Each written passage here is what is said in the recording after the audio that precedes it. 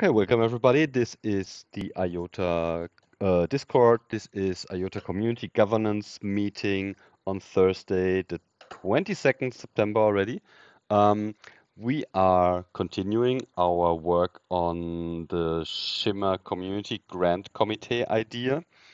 And basically, this is again a working meeting to make progress in moving a bit forward, step by step, in coming to agreements on how this proposal should look like that we will then most likely present to the community and try to put up for a vote. Okay, a little recap maybe from our last meeting. We had the meeting on Tuesday. We had a quite long meeting, actually, nearly 2 hours. And I think it was really great. We discussed a lot of stuff and went basically through the process of how to select which process could be used to select members for a grant committee. Maybe for those of you that haven't joined the last meetings, just a short summarize. The idea would be basically to follow some established grant giving ideas that work in other communities very well, have a set of community members or basically whatever kind of people voted in by the community to sit in a committee, um, give them a budget or give them an allocation of the treasury funds, basically, and let them handle applications from people, from projects, from initiatives that would require some funding to do something good for the Shimmer ecosystem. And we have defined already the mission statement for this committee. We have defined 9 or 10 actually guiding principles as foundational rules how such a thing should operate. There is a whole draft document about how this whole thing should work, with motivation, with tier allocations, with how much money could be given for certain things. Um, and we think we are quite good in this. We have our guiding principles here inside and all the stuff that basically define the rules for this for the grant givers. And we have a bit defined application process. And these are the tiers basically that we currently think will make sense, and also how the community will be involved in such decision making for high budget fundings. It's all in the doc. Basically, the links are in the Shimmer Treasury channel, but I can also share. I'll just share the link here in the in the chat again, for anybody that wants to look into it. So that's the Treasury idea thing, and this is the link for the draft of how a selection process for the grant reviewers could work. Yeah, selection process we have talked in the last week quite a lot about. So basically, I laid out a little bit of a description what would be requirements. We can still extend this thing, but we think about to select 4 grant reviewers. These grant reviewers would be kind of contracted for up to 10 hours a week. But this should also be something like it can be flexible, yeah. So if people have somebody wants to do 20 hours a week because then he's like the other two weeks on holiday or something, should all be flexible. And then there is the position of one lead, because this whole thing needs basically a head that takes care of all the important things and all the organizational things of accounting, of reporting, of keeping the finances together and all things, and also giving a structured operation for all the grant reviewers, so basically that they can focus and concentrate more on reviewing grants than doing all the background work and the oversights. And this would be a full-time position, what we think is needed there. Yeah, and so the thing is, we think about how can the community select these people? And in the end, it needs to be a process where people propose themselves. Yeah, we think about using the governance forum and creating basically a template where applicants need to speak to certain questions or answer certain questions and give information about certain fields of their skill sets and their motivation and all kind of things. And this is a bit laid out here. So there would be like a nomination process where we plan, of course, to make a big outreach campaign, supported also, of course, by the foundation and Shimmer Twitter accounts and things like this. Then something like a 2 to 3 weeks nomination period where people basically can propose themselves with a post in the forum, and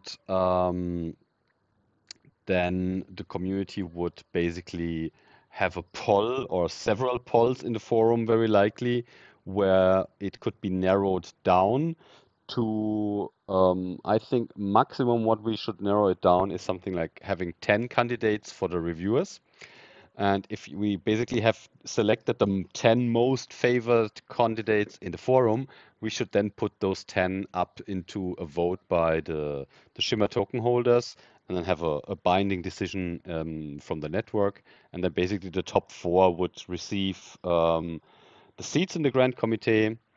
And we also spoke last week about that minimum, the number five would be something like an yeah, it's like a not on call, but like the next in the line that could also be brought in if people are sick for a longer time or on leave for a longer time, or basically also want to go out, and then basically the next in the line of the runner-ups would be asked to fill this position. For the lead, I think we will not get so many applications, so maybe it can be narrowed down to even 3 candidates. And yeah, that's basically where we are in general. Anybody want to add something? I think I already talked since 10 minutes, so anyone has some questions so far? Uh, Great job, Philo. Thanks. Just I can't remember, was it if to get the short list, are we doing that like where would people initially put their applications in Discord or Discourse? I would suggest really use the governance forum. Yeah, it's kind of Okay. because in Discord, in governance forum you can make a much nicer and more structured post basically, and so then every application would be a single post. People then Yeah. can comment under it, or um, you can basically do much more. And basically, governance form is what we kind of agreed to use for such things. So I think it makes Yeah. sense. Yeah, No, 100% agree. Totally agree. So yeah. cool.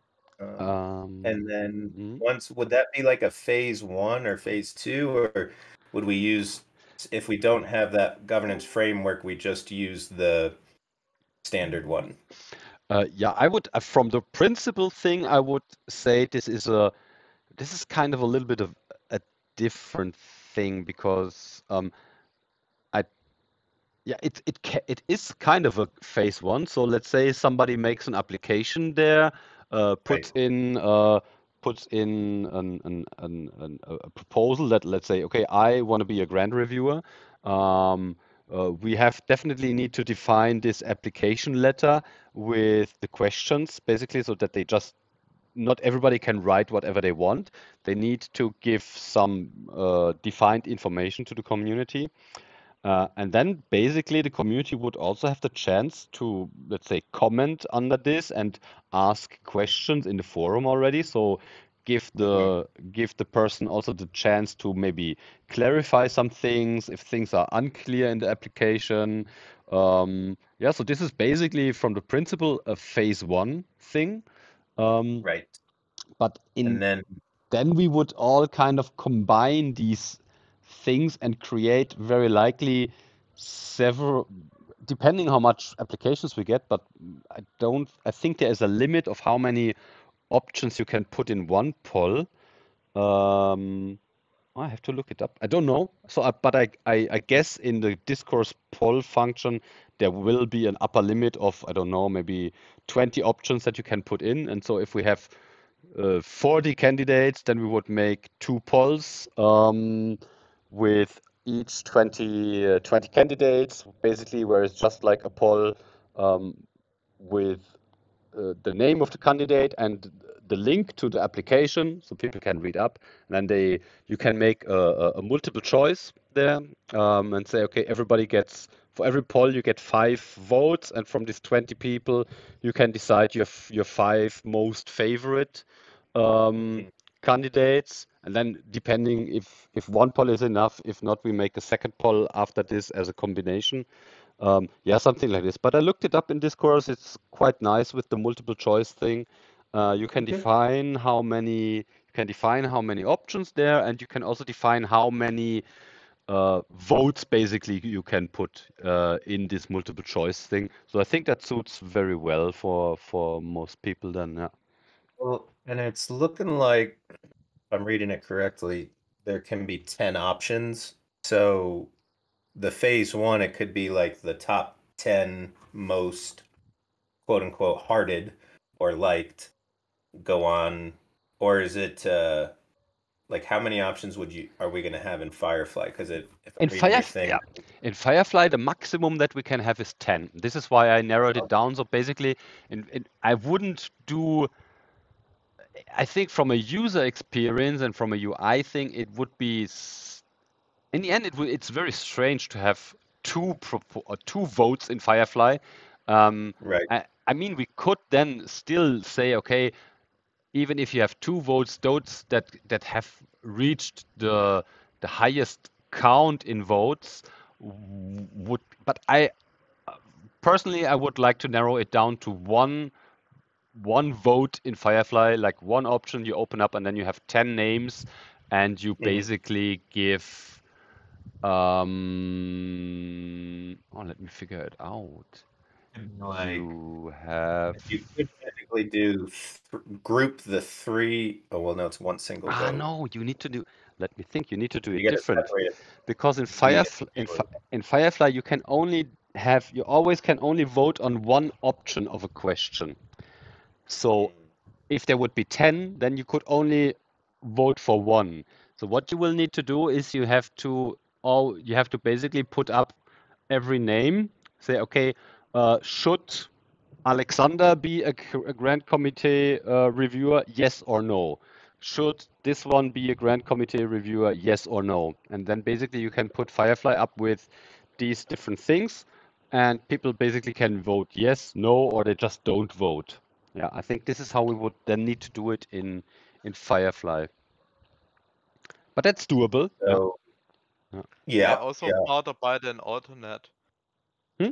You could put 5 identical polls and give people 5, so people could vote in all 5. But this would mean that you could theoretically stack votes onto one member. So you have 5 votes, but you could use all 5 for G-Man, for example, In Firefly or in in Firefly. yeah, yeah, okay, then, but yeah, if you make identical posts, yeah, that's not cool. Yeah, because then you can really have multiply your votes on one person. I would rather have then something really like putting putting the 10 single names up as basically is one event per name, where you can say yes or no, I want this candidate in, or I don't want to have this candidate in. Yeah, something like this. Or maybe even just say yes, or if you don't vote for somebody, then it counts as abstain. How Yeah. how trusted is discourse? I mean, if we did just the voting as like like maybe Yeah. everyone submits phase one, Mhm. and then the top 10 for reviewers go in, and then the top four get picked, and then same with the lead, they submit in phase one, and then the top three go into phase two, and then community I mean, votes, and then the Firefly is basically saying, hey, from discourse, yeah, we've picked the top four and the lead. Do you approve of this or do you not approve of this? that's actually not a bad idea. And that, I mean, I think it would definitely work. I don't think we will get issues with kind of whatever fake identities or stuff there. Um, uh, Right. we could do this with the reviewers, and maybe we could then just have one vote for the lead in Hmm. Firefly, because in the end, then you will only need to choose one, yeah. And so if you have Yeah. five Yes. candidates for the lead, you can put it in Right. Firefly, and people choose the one that they want, yeah. Yeah. Yeah. I mean, we really could even do it Mm. the candidates for the lead and then say, and these are the reviewers that were picked in discourse two, and then have I don't agree with Yeah, this yeah, committee, yeah. and Have like a and list. Yeah, have like a yeah, list thing like, okay, these are the reviewers that came out of the discourse polling. Uh, do you agree with this, or are you against that these will be the reviewers? Yeah, yeah, yeah, yeah. Perfect. yeah. Cool. I think this would work. And let me just wanted to check for the poll how many options you can put in there. So basically, if I were, So I checked for Firefly, yeah, you can have 10 questions in a ballot, yeah, which in this case would be sufficient if you would make the lead a different event in this case. mm, This also means that essentially everybody will get those questions shown in order. If they implement it in Firefly as we thought of it, the next question. And as already said, abstaining is possible, so you could say I don't want to vote for this one. Oh, yeah. 20 options. That's 20 actually a lot. options in discourse. That's not bad. That's cool. Mhm. Yeah, Nice. So you would actually have, or ever, if you would abstain the vote, you actually actively have to do it. You have to press the abstain button, and yeah. this is also recorded, so we can see how many people did abstain. Mm, yeah. I think we'll figure that out. Yeah, That shouldn't it definitely will find a nice working solution there that is not yeah, overcomplicated and yeah. makes The it, only issue I yeah. see with that is that, of course, with this you have a lot of votes, so you could theoretically vote yes on everybody or no on everybody. Mm, So to make a difference and actually get a ranking, you would need to depend on people that say, "Hey, I'm going to vote yes on this one and no on and that no one on and the other one. abstaining this Yeah, one." yeah. Yeah, Sounds a bit, that's the yeah, downside I see with yeah, this one. yeah. I personally would rather say you actually have only like, you actually put the names up, and then for every name you only have a yes vote. Huh? So basically you only count really positive votes. Yeah, I want to have this person in, and if I don't give a vote, automatically is just an abstain. Um, but yeah, we'll have to Yeah, think I mean about it best depends on way. how Yeah, you implement it in Firefly, but yeah, the way the participation works, you would have to give a response to every question in the ballot if you want to submit it, and if not, yeah, it would default to abstain, I guess. yeah, yeah. That's It that's a matter of how you implement it in Firefly, but you will yeah, have to provide an answer to every question. yeah. Or that's the thing. Or you make separate ballots, and then you can just skip the ones that you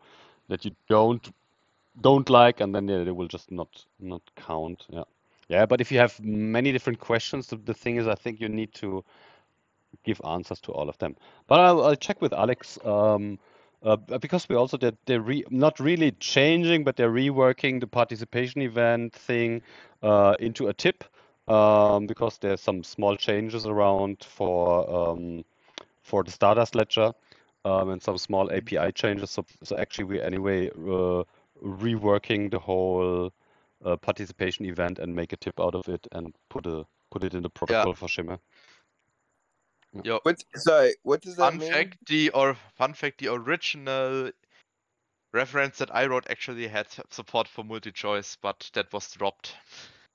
Yeah, I think we decided there for this vote that we didn't want or whatever. Andy, you had a question? Yeah, what is tip versus tat? No, a tip is a Tangle improvement proposal. This is basically that's basically the way that the engineering team is defining all kind of protocol parameters. And so yeah, that's just it's stuff that is used in GitHub and that's used by the engineering team to define protocol parameters and things in the protocol. And because the voting mechanism is a part of a plugin for the Hornet node software, so everything that runs around voting is defined in these specifications there. Okay, so we've been a bit in the technical side now, but I still wanted to, because last week we were kind of on Tuesday we were talking about these different questions, and we also went quite long and deep into this due into the conflict of interest thing. And we wanted basically also to give us a little bit time, everyone, to think about how we think about the question if a grant reviewer can or should be allowed to, let's say, have been or be actively part of a project or has been part of a project. And if this would be something that categorically should be avoided for anybody, or if there could be something that says, okay, if anyone, even if you are involved in a project or you have been involved in a project in the past, you would just need to make this publicly known, and then you would never take part in any decision making around projects that could be seen as a competitor to your currently or past project. Yeah. And we've been talking about this quite a lot. And I think also, JD, you did put up did you put up a poll on Twitter? I did. I put up a basic poll. I'll just read it out so everyone can hear the wording. I put, should Shimmer Treasury Committee members be allowed to have affiliations or be involved with other ecosystem projects? Background, Shimmer Treasury Committee reviewers are being proposed to work 10 hours a week part-time and the committee lead full-time 40 hours. So kept it very basic, didn't like mention conflict of interest or anything. What was interesting was the first few that voted was nope, and then over time it's 55.6% sure, no problem, 44.4% nope, no affiliations. Okay. So yeah, so it just gives a good, I mean, it's not split basically right down the middle, but definitely it is a very interesting position that, people take opposite sides on. And in the end, I see both sides for sure. I think for me personally, the key is that how we require people and articulate that, hey, if you have any, affiliations, conflict of interest, you have to divulge them, or else, unfortunately, you can't be on the committee. So then at least everything's open. And that's what most people, I think, said was, hey, as long as it's transparent and open, it should be all right. And then they just can't vote, and they should have, of course, the ability to recuse themselves from anything. From any reviewing. And I would just also add that, so even if someone has an NDA, they would at least have to say, hey, I have an NDA with a project, but it's a a DeFi project. You know, like maybe they don't have to Yeah. say the name of the project, but they would have to say, you know, my project is in IoT for mobility or whatever for cars. Yeah, So okay, or they can't, you know. it's an NFT marketplace or whatever. Yeah. So this is something Right, right, that wouldn't breach your NDA because you never right. you don't tell any specifics, but that would be enough actually, because then if there is an NFT marketplace coming up and asking for funding, automatically this reviewer wouldn't be even come close to any Mhm. to anything in related to this grant application then. Yeah. Yeah. So I mean, so stick again. I mean, we could bring it back to the group. I mean, of course, it would be super cleaner. But again, I think the consequence of having absolutely no affiliation is we'd have a limited number of reviewers at that point. And then another thing was I don't think we necessarily touched base on was the lead, which I think for sure the lead should not be involved with another project, just because they have a bit more power and they need to commit their time and focus to the Yeah. committee treasury. So, but in that sense, I mean, if they were on a board or something, I don't know, you know, how. I think just the fact that like they can't be, you know, CEO or involved with another project. They really need to focus on the treasury. Yeah, I think the lead is more of an area that we have to focus on versus the other positions, because as we discovered, it's much harder to remove, let's say, total conflicts if we're all involved in the ecosystem, because we want it to succeed because we see different opportunities within, using IOTA, Shimmer, and Assembly. Right. Well, and the reviewers especially, it's a part-time position, so that person or persons is going to have, you know, other jobs to be able to survive and live, and you know, if they have an background in you know, IOTA, they're probably going to be involved, and there's a good potential that they'll be involved with those projects. Um, Hey, JD, thanks for putting up that Twitter. It's really interesting, the breakdown. It's a lot closer than I thought it would be. Somebody, especially with the wording that you use, because it's pretty neutral. it's not that detailed and it seems objective, but to Yeah. see, that's kind of interesting. Yeah, it's good to get a pulse on the community. That was with 108 votes, so not a huge amount, but a little bit of a feel. Like after the discussion last week, I kind of feel the same, which is that it shouldn't be like explicit, but it should be pointed out, and just it should be pointed out so whoever is in a project and they're thinking about running, then they consider this point seriously, right? And then they need to reflect on that before Mm. they make that choice of running, right? That they can be objective or try to be objective.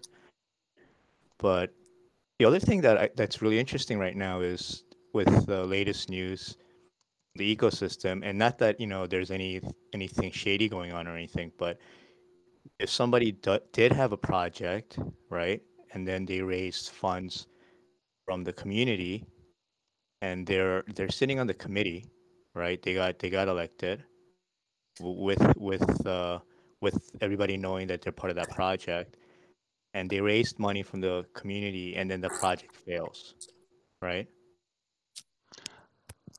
This was about especially about the thing if a reviewer would submit an own project, yeah, that would of course be a huge mess. And I think it's good that we basically took that out in the last meeting. Yeah. Yeah. Yeah. Anyone So in the audience here want to say something about that or has an opinion on that? Maybe give them a chance to. I like the idea of the lead having a higher standard than the others. I think that's Yeah, a better idea. Yeah. I agree with that. And yeah, I think if it's disclosed, I think it's pretty much fine. If there's any conflict of interest, maybe there's if we see that like somebody could have a conflict of interest with this specific proposal, then we're going to hand it to another reviewer. But I would say that's also a bit job of the lead to keep track of who's applying and then distribute work. And of course, I would also say to the honesty of the reviewer to say, hey, I have a conflict of interest here. This is not a grant I will review. Yeah, I think basically the lead, this is definitely, like you said, it's the job of the lead. So basically the lead knows all reviewers, and he knows, or he or she knows which conflicts of interest they have, because as a reviewer you will need to state this already in your application, and you will really need to make this public. And so basically I assume we will have something like a sheet where applicants come in, and very likely this will go to a notification or an email address that is very likely managed or mostly operated by the lead. And so actually the lead then sees the applications coming in and decides which reviewer or which 2 or 3 reviewers, depending on the amount of funding, will get to work on this application. Yeah, and so clearly then it's the job of the lead to know, okay, reviewer number 4 is or has been CEO of an NFT marketplace 2 years ago. So I'm not giving him any stuff in this So what you're specific saying application. basically on the application, and the application and every reviewer needs to list potential projects they're involved in. Yeah. And then that's managed by that's owned and managed. I'm not sure.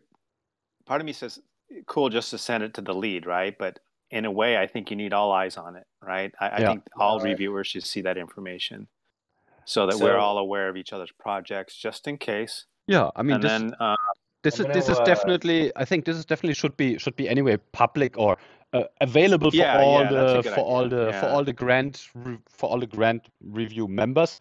But assuming in the day-to-day business, I think that this basically is everybody can look in, but most of the time the lead will take this up and just distribute work towards the reviewers.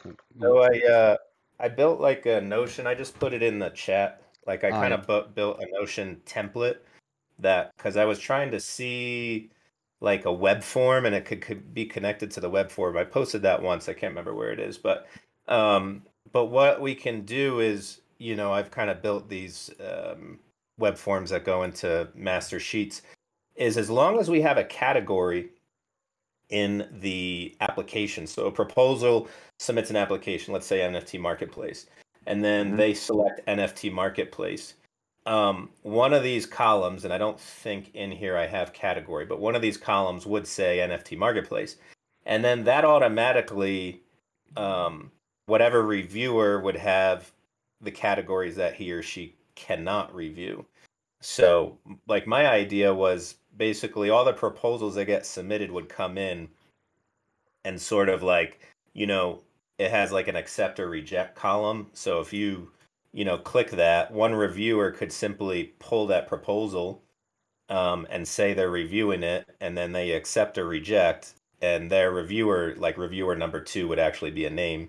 And then the lead will have to go in and see what was reviewed, and then can click, yes, I approve, I've checked it, or no, I reject this, So if the lead goes in and says, okay, I see 3 proposals have been reviewed, reviewer 1, reviewer 2, let's say reviewer 3, and then he'd look at the category and say, oh, okay, that's an NFT Marketplace. Oh, wait, reviewer 1, they're not allowed to review that. And then they just say, hey, I'm really sorry, but we're going to pass this on to reviewer number 3. So basically it's a dash, it's just one sheet that the lead can go in and see what the reviewers are doing. And then through that web form, they're submitting the proposers saying, hey, I'm a tier 1, this is season, and then they have summaries, etc.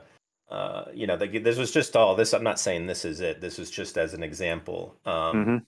But I think the idea is the lead's got so much going on. The reviewers should have a place to come in and just, hey, I'm going to spend my 10 hours. I'm going to grab, this proposal. So these rows, of course, would have, there's a way to add attachments, of course. I don't know if attachments are in any of these, but so when someone submits a proposal, they enter in the information that can be organized, and then they submit their PDF proposal, PowerPoint, whatever. And then, and then the reviewers can just go in and grab it and check it. And then a reviewer, of course, would look and say, oh, that's being reviewed. That's being reviewed. Oh, this one hasn't been reviewed yet. I'll grab that one. Is the category one I can review? Okay, cool. Does that make sense? That's cool, actually. Yeah, that's a good. Yeah. That's a Some good idea. automated function. It's if this would be possible, Really good, it'd be really JD. cool. Yeah. Yeah. Trying to see if I can It How about the did- scenario? One What one is- thing. One second. It did make me think of one thing that we have to think about is during the process, a proposer cannot offer a job or let's say some type of relationship opportunity to a reviewer.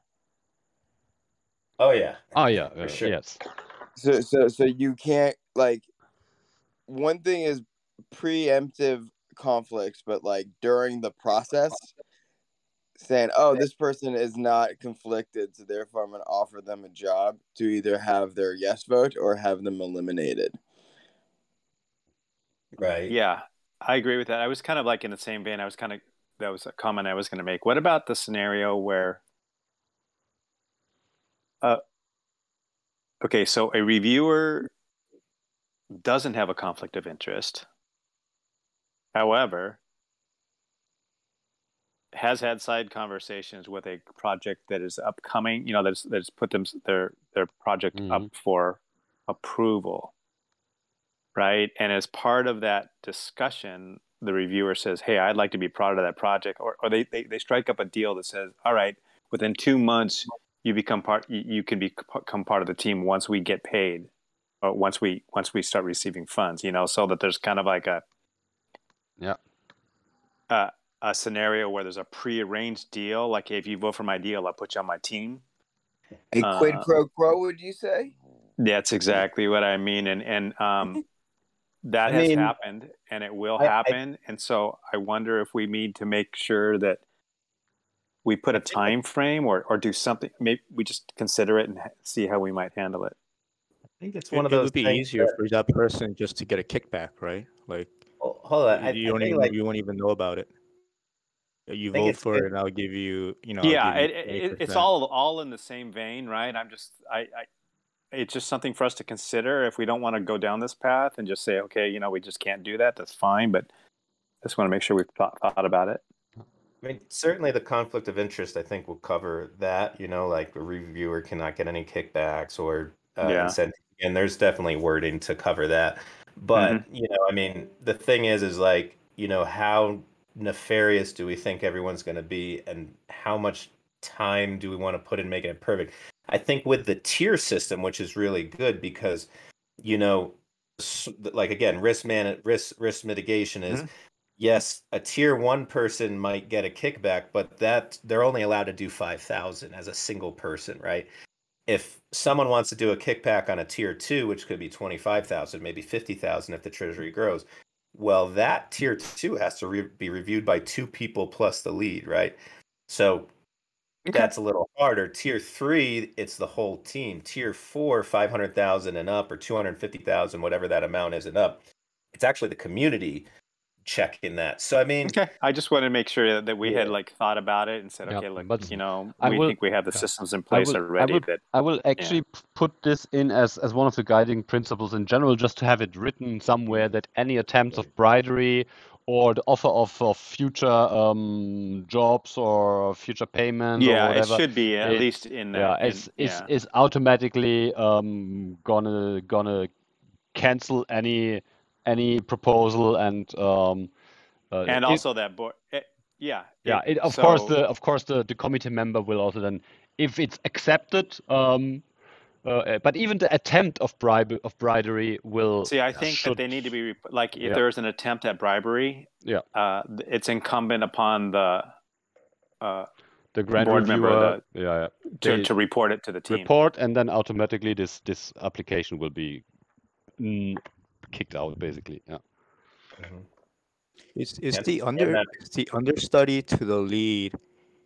Does that person have to be held to the higher standard? And also, I don't know if you guys went through this last week, or before, but is the understudy, if the lead quits or is the contract they terminated? should be held to the same standard, higher standard, in my view. The understudy. The problem I see it is hard though. Is the 10 hours a week, right? So the co-lead is still doing only 10 hours and probably will be doing more hours unpaid. But I think though at a point, so let's say it's definitely a good example. Let's say the lead drops out for whatever reason, goes off into the desert. Co-lead jumps in for the interim.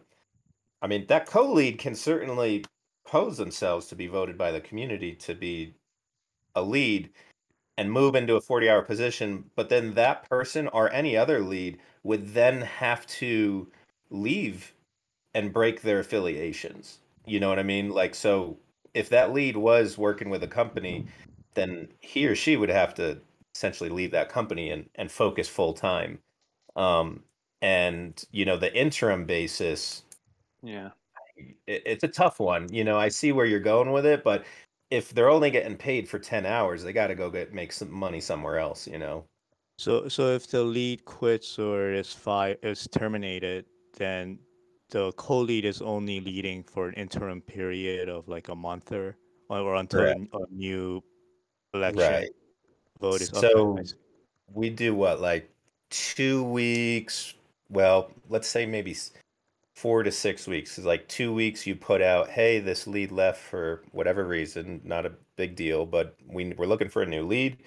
Give people time to put their applications in, go through phase 1, phase 2, do a firefly vote, boom, lead comes in, takes over. And then the co-lead, goes back. And then at that time, the co-lead shouldn't be doing anything anyways. It's just really maybe a project comes in with a milestone, they need to get their payment, if there happen to be votes going on, but they shouldn't be rushing through 30 projects or something, which, people would be able to see anyways. So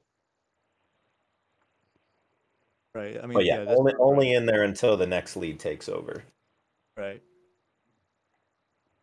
But it brings a good point though, because I think even someone coming in to be a lead has to understand if they have affiliations, they do have to break those affiliations. If they're working 20 hours a week for a project. It makes it really hard, right? Like it seems to me like if you want to be a co-lead, I mean, you're on the bench, right? You have to be held to the same standards. And if you're already on like a couple projects, and what do? You're gonna have to, like, all of a sudden, one or whatever projects those people are involved with all of a sudden lose leadership. I mean, and again, it's just it's the protecting against a risk management of a low probability but high consequence. So the low probability is a lead, God forbid, gets in a car accident and goes into a coma and can't transition to a new lead. A lead may say, hey, I've got a job offer I want to take, so I'm putting in my 4 weeks notice, but they're going to stay on until the new lead comes in, right, and transition.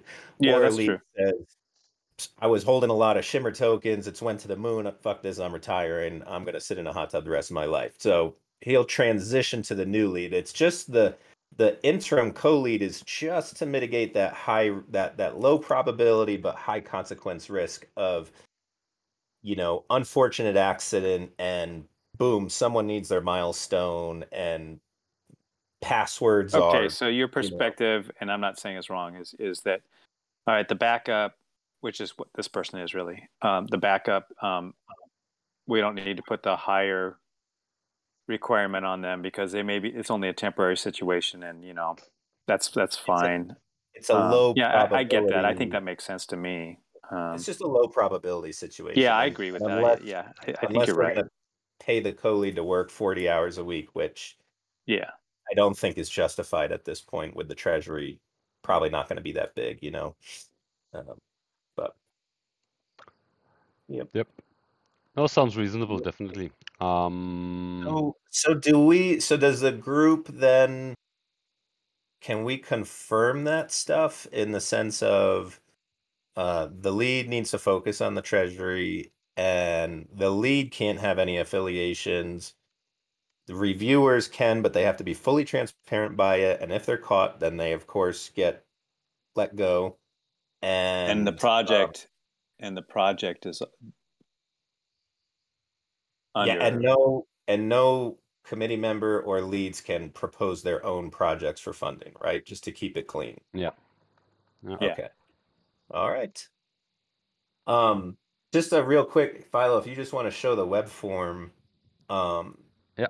so that sheet, it's in the chat. There's another link.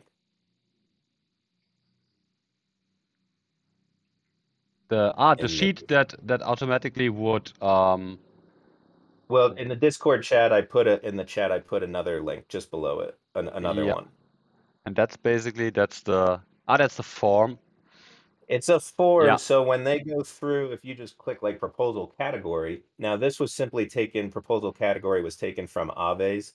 Yeah. But just as an example, Yeah. so they would click, whoever proposes clicks that, and we would put, you know, DeFi, nice. whatever, etc. Yeah.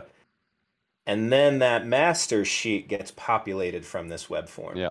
So that That's way the lead can simply see, and all the reviewers know, hey, I've got a DeFi, I can't review any categories that are DeFis. But this way the proposers themselves are basically doing all the legwork. The Yeah. reviewers are simply just going in, grabbing, reviewing, That's clicking, cool. accept, reject, That blah, would blah, be blah. very helpful, especially if it gets busy. Yeah, everything that can be somehow automated, still with an Right. overview possibility, but that's like it just helps the workflow of this thing going smooth. Yeah, that's And really then good. So quickly to clarify, are none of the reviewers allowed to create proposals, or just the lead and the co-lead or assistant? I think we agreed to say none of the reviewers are allowed to propose to propose anything. It's just would just be too bad. The optics are bad tough, man. Yeah, I mean, the optics this are can tough. always be addressed later on if there are things, and then maybe after 6 months we see, okay, we thought about, and now there's like a situation where blah blah blah is, and the community says, yeah, okay, let's change it. It doesn't make sense. This can always be added, but maybe we go in this regard in the beginning with the safer option that will give cleaner optics outside, and it can be loosen maybe later on, maybe something like that, huh? Yeah, I think in the beginning we want to keep it. So just to be clear, none of the reviewers can be, if they're in a project, they have to be transparent about that. And the project, whether they or somebody else on the team, while they're a reviewer, that project cannot submit a proposal. That's what we're saying, right? Yes. Oh, So okay. if a grant reviewer is part of a project, this project cannot submit a proposal to receive grants. Yeah. I think this is what we last week. But I mean, this now seems reasonable. Yeah, might Yeah, I be think that, the cleaner option for the beginning. Yeah, I would there's say a for the first iteration of the framework, because even when I posed the question of, you know, can someone even have affiliation, not even submitting a proposal, there's still 44% of people that are like, shouldn't have any affiliation. Yeah, you that's know, really, so, that's really high. I'm yeah, surprised to see that. yeah. I'm Yeah. not. It's this. It is. People are suspicious. I mean, Yes. I mean, to me, it's high because of the way you worded the question. It seems so innocuous the way you know what I mean. You could have worded it so that that number makes more sense to me. But the way you worded it seemed very innocuous. But yeah, trying to stay are just neutral, like, right. but yeah. Yeah, so It just made if sense to me because with our governance vote, like for 1 year of governance discussions, there were so many people that just hated the concept of token voting, right? And that just seems to translate to me. It's like they don't like the idea of influence, right? So Yeah. I think it will be interesting to see if this ever changes or if it ever even gets a topic of interest. Yeah, it really part of me, depends. part of me says that we could have a process to deal with this. Again, it tends to be a pain in the butt, but let's say that Andy really wants he really wants to be an approver of the be one of these guys, but he also has been for the last year been waiting for Shimmer to ship and also been waiting to apply for funds, right? So could we have perhaps a vote on whether Andy can do this or not and leave that up to the community? Give him an option at least to like whether you say, hey, look, I'm above board. I want to do this the right way. I want to get funded, but our guidelines say we can't. Can we make an exception? Do we want to make an exception and have the community vote on it? Do we want to give that an opportunity? If the community votes Andy, if Andy would we're just taking you now, yeah. But if Andy would apply to be a grant reviewer, and he clearly states, "Hey, I'm Andy. I'm the CEO of Godot, blah blah blah, and I very likely plan to ask for funding in the next 6 months from the grant committee, but I still think I would be a great grant reviewer, and if the community chooses him, then with this information known, I wouldn't have any issue with that. Yeah. If this is known to the voters and they still say, yeah, but still it's cool. We want Andy in. He's going to do a great job. That's And the he's got a community great decision. project. It could be a conflict of interest, but everybody knows about it, and you're voting on it, knowing that there's a possibility of a conflict.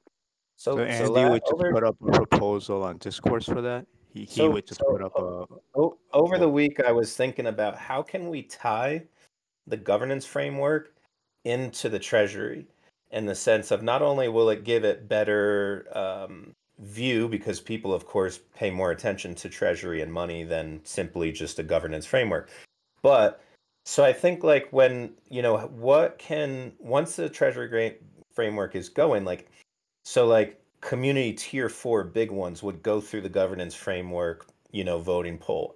Committee members, we're already talking about it, going through the governance framework poll. Every year when the community says, hey, let's spend 15% and 20% through the governance framework poll. And then what we could do is maybe just like what you're saying is, if a review member really wants to submit their own proposal, they would simply go straight to the community, bypass everything.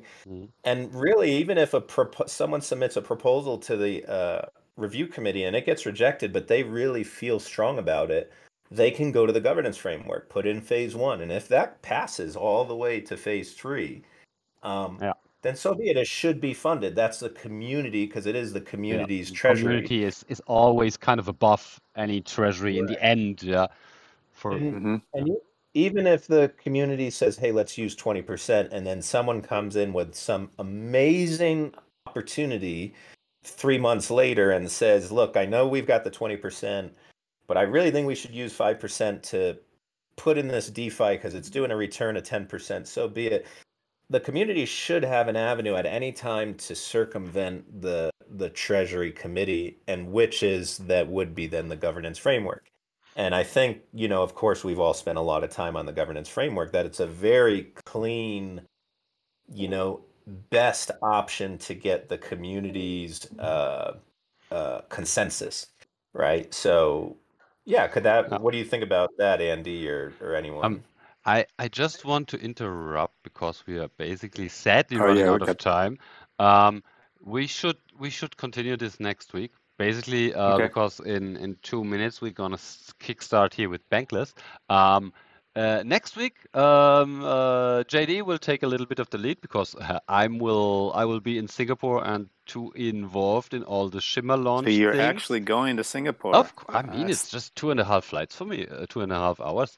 So I will Nice. be Tuesday and Thursday. I will be hanging out in Singapore and do some other cool stuff. So JD will still have the meetings will be recorded. JD will work on funding and stuff like this. But we'll keep it with this now and give room for our DeFi interested people that will join in. And I think we're still making great progress. Looking forward to watch the videos of your meetings next week. And stay in this channel. We will in 2 minutes we will kick off with Bankless DeFi. It's going to really interesting today because we will have lending, and we will have some actual presentations of lending platforms live, and so that's going to be That was pretty. the wrong button, I guess. That was the wrong button. Yeah. Classic happened to me a lot. Yeah. Want to stop the screen share, but you accidentally click leave.